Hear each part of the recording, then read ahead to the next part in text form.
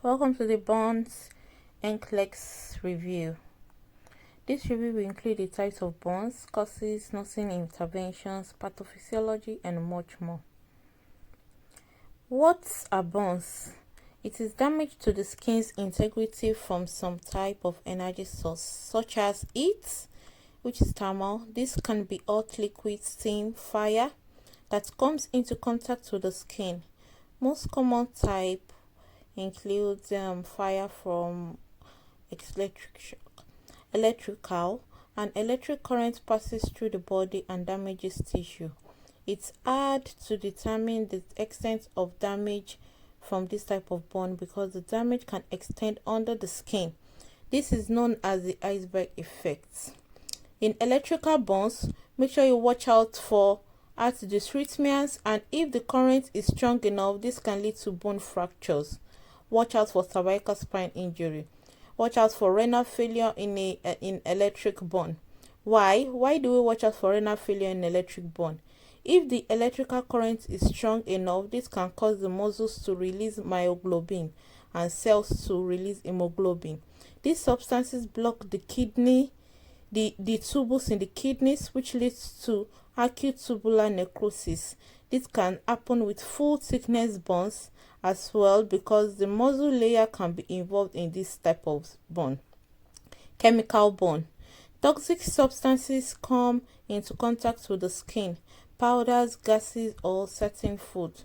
No heat needed. Remember, alkali burns are harder to treat because this type of burns are not neutralized by the skin when compared to acidic burns. Cold. Coldness comes into contact with the skin too long. Example is frostbite, radiation burn, sun treatment from cancer, friction burn, force abrasion to the skin, car accidents, road rash. Burn severity depends on depth of damage to the skin, percentage of the total surface of the skin affected, patient's age, children at most risk due to small size, and elderly slower healing usually have extensive medical history. Where the bone is located, front and back of trunk, face and neck. Think respiratory issues, or is it a circumferential bone, a bone that circles or surrounds an extremity or the torso? Did the patient experience an inhalation injury? If a patient has a large amount of total body surface area affected by a burn, and the burn extends deep past the epidermis and dermis, the patient is at risk for many problems because severe burns affect all the systems of the body, such as the immune system, renal system, fluid electrolytes, respiratory, and the GI. Degrees of burns, that's the depth of burn damage. There are the first degree, second degree, third degree, and the fourth degrees of burns. Based on the depth of the burn, partial thickness to full thickness. However, to understand the various depths of burns, let's review the skin layers. Skin layers. We have the epidermis, which is the top layer. It is very thin compared to the dermis. Keeps us protected for the environmental hazards, preventing infection. Below that is the dermis, which is thicker than the epidermis. It contains the blood vessels along with the nerve endings, sweat, oil glands, and the cells that help create new skin cells. That is why patients who have burns that involve deep into the dermis will need skin graft because the body can't remake the skin cells. The dermis contains fatty tissues, veins. The dermis is also called the subcutaneous tissue and also called the hypodermis. It contains fatty tissues, veins, and arteries, nerves, and helps insulate the muscles, bones, organs, and regulates our body temperature. Patients who have burns that extend down into this layer will have problems regulating their body temperature. Then below this are muscles, bones, and ligaments. First degree, also known as the superficial burn. It affects the top layer of the skin epidermis. Least severe of all the types of burn. Heals usually within 7 days. Skin is very red or pink, painful, warm to touch, no blisters or usually no scars left behind. There is a brisk capillary refill. The faster the capillary refill, the more superficial the burn is. Second degree, also known as the partial thickness burn, can be superficial or deep partial thickness, affecting various areas of the dermis. It involves the epidermis and dermis. Severity varies throughout. If severe, very painful, nerve sensation is still present, blister is present, redness that will blanch, swelling, shiny red, pink and moist in area, and it may need a skin grafting if severe. The third degree burn, which is also known as a full thickness burn. All skin layers are damaged along with the hair follicles, sweat glands, nerves, not painful, or the pain is dramatically decreased because damage to the sensation receptors. Skin cannot heal, will need skin grafting. It takes a month to heal. It can look black, yellow or red and hard. It can feel hard in areas or leathery. There is eschar formation, which is hard, dead bone tissue and will need to be removed for healing. Eschar can be dangerous if it is present around the torso or an extremity. How will you know an escharotomy was successful? The distal extremity has a pulse, is warm and has a normal color. If on the torso, the patient will be breathing easier. Now let's go to the fourth degree, deep full thickness.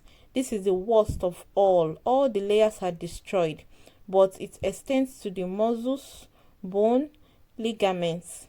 All sensation of pain is gone. It appears black, charred with eschar. It takes months to heal and needs skin grafting.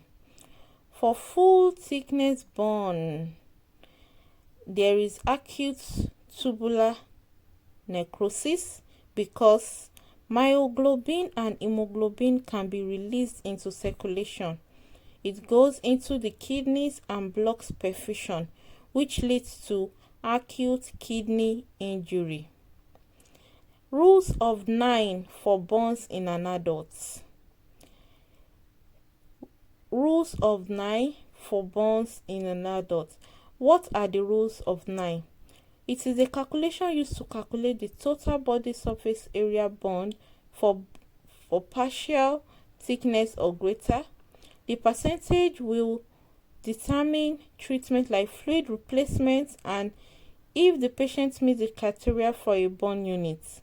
The body is broken down in areas and 9 are assigned to each area. Now, start at the top and work downward. Remember the front and the back of each area, and there are 2 arms and 2 necks. Adults, head and neck 9%, that's 4.5% anterior and posterior. Right arm 9%, 4.5% anterior and posterior. Left arm 9%. Trunk 36%, 18% anterior and 18% posterior, 18% anterior and posterior. Perineum is 1%, right leg 18%, left leg 18%. Now, a practice problem. 35-year-old female patient has the partial thickness burns on the front and back of both arms, anterior trunk, back of left, anterior and posterior side of the right leg. What is the total body surface area percentage that is burned? Another thing that determines burn severity is the location of the burn. Exams like to ask about this and they will give you options about who is the most at risk with their burn injury. So let's talk about burn locations. What areas on the body if burned will cause respiratory compromise? First is the face. This structure is where inhaling and exhaling starts and ends. Neck. It contains structures that allow air to flow down into the lungs. Trunk. accessory muscles and structures to help you breathe. After severe burns, there is a lot of swelling, which is edema. And if severe enough, tough leathery dead tissues called eschar can develop. This can impede respiratory movement, especially with circumferential type burns. Plus, the patient can have an inhalation injury and damage to the lung tissues. What areas will have trouble healing because of poor blood supply? In addition to disfigurements, infection, and experience very slow healing. Other areas include the ears and nose. What areas, if burned, will cause the most disability? That is the eyes, hands, feet, and joints. What areas are at most risk for infection? Areas used for elimination are the most risk for infection, which is the perineum and bottom. What type of burn and location is at risk for compartment syndrome? Circumferential burns that are full thickness. Remember, eschar is likely to develop. Location is the extremities. The circulation is being compromised to the distal extremity. Next thing that determines burn severity is if the patient experiences an inhalation injury. What is an inhalation injury? It's the damage to the respiratory system due to breathing in toxic substances associated with a burn, smoke, carbon monoxide, and chemicals. Why does breathing in carbon monoxide lead to death? The carbon monoxide takes over on the red blood cell. Remember, red blood cells carry oxygen. With the help of hemoglobin found on the cell throughout the body, normally, red blood cells have a very strong attraction to oxygen, but when carbon monoxide molecules are present, the red blood cells prefers them over oxygen. This leads to no oxygen being transported throughout the body, which will lead to death. The upper and lower airways can be affected with an inhalational injury. The upper airway tends to be affected the most because the lower airway is usually protected by the glottis and vocal cords. When would you suspect an inhalation injury in a patient? Remember these signs and symptoms. Burn in an enclosed structure, burn located to the face, ear singing on the head, sores in the mouth and nose, skin bright red, trouble talking, confusion and anxiety. Phases of burn management. Remember EAR, that is the year. Emergent, onset of the burn injury to restoration of capillary permeability, and this is last 24 to 48 hours. Risk for hypovolemic shock. Acute, capillary permeability stabilize, that's when diuresis to wound close, start 48 to 72 hours until wound heals. Focus on preventing infection, alleviating pain, ensuring proper nutrition and wound care. Rehabilitative, burn healed to patients able to function again. Focus on activities of daily living, physiotherapy, occupational therapy, cosmetic correction. Now, let's go on to the pathophysiology of burns and nursing interventions for burns. For this physiology discussion, we are talking about a patient who has experienced partial to full thickness severe burns on greater than 50% or more on total body surface area. During the emergent phase, which is the first 24 hours, there is a huge change in the capillary permeability. This happens really fast, like 25 to 30 minutes fast. Remember, our patient focus is fluid status. What happens? Fluid, we are talking about plasma, moves from the intravascular space into the interstitial tissue because the capillary bed is more permeable. Due to this, sodium leaves with this plasma, and this drops sodium's level in the blood, so you will see hyponatremia. In addition, albumin levels will drop because it leaves as well. What does albumin do? It regulates oncotic pressure. In other words, it regulates water, so there will be more spacing of fluids. What will happen to the composition of the blood left in the intravascular space? Remember the fluid, which is plasma, that suspends the component of the blood as left. So the blood will become very thick. This will cause an increase in the hematocrit level. It will actually decrease once fluid are replaced. The thickness of the blood will cause problem with microcirculation. Cells are damaged from the injury. Now, hyperkalemia cell comes in. Hyperkalemia occurs because of damaged cell, and this releases potassium into the blood. White blood cells and immunoglobulins that help fight infections are damaged, and the patient will be at risk for infection. Problems for nurses to focus on: fluid volume deficits, hypovolemic shock, electrolyte imbalances, potential renal failure, and GI problems due to fluid volume deficient, compartment syndrome, circumferential burns. Now, problems for nurses to focus on: hypovolemic shock, fluid has left the intravascular system, and there is a limited amount of fluid, hence blood. The heart can pump to the organs. We'll see an increased heart rate, decreased blood pressure, and decreased cardiac output. Patients need fluids. Fluid treatment is essential for major burns. The Parkland's burn formula may be used to calculate the amount of fluid needed over the next 24 hours.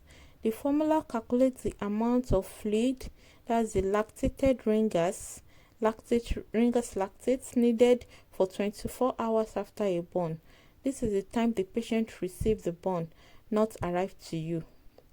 It is used for patients who have partial thickness second-degree burns or higher. Intravenous fluid resuscitation is needed for adults when a total body surface area of at least 15% or more is burned for adults and in 10% in children.